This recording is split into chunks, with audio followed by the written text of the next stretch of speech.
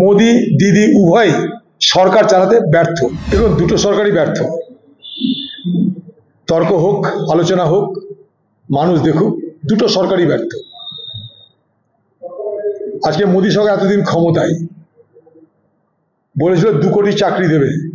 আপনারা জানেন যে প্রকল্পটা চালু করেছে, ইন্টার্নশিপের প্রকল্প, সেই প্রকল্পে একটা বছরে 7,000 লোকের চাকরি হয়েছে। ভারতবর্ষে আজকে সব থেকে দুরবস্থা বেকারদের, বেরোজগারদের। রুটি নাই, রুজি নাই, তারা কোথায় যাবে? সারা ভারতবর্ষে জুড়ে কৃষকদের অবস্থা খারাপ হচ্ছে। বলেছিল ফসলের দাম 2 গুণ হবে, হয়নি।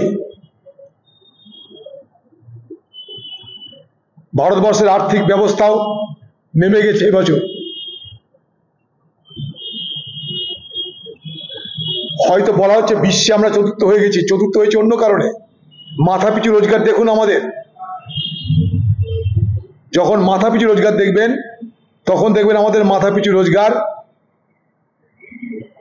ভারত, পাকিস্তান এইসব সমান সমান হয়ে গেছে। ঢোল এখানে অনেক বাজে, মৌলিক পরিবর্তন কোথায়? ভারতবর্ষে 1% মানুষের হাতে, অন্তত 42% সম্পদের মালিক। অতএব ঢোল বাজানো এক জিনিস, বাস্তবতা আরেক জিনিস। চলে আসুন পশ্চিমবঙ্গ, দেখে নিন চারিদিকে অন্ধকার, ভ্রষ্টাচার, অত্যাচার, লুট তরাজের জমানা। এ বাংলায় প্রতিদিন যা হচ্ছে মানুষ তা দেখতে পাচ্ছে। আরজিকর, শিক্ষক শিক্ষিকা, চাকরি, চুরি, বাটপাড়ি, লুট, এ বাংলার অলংকার হয়ে গেছে তৃণমূলের আমলে।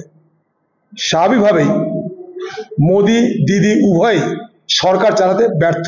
একজন দেশ চালাতে ব্যর্থ, একজন রাজ্য চালাতে ব্যর্থ।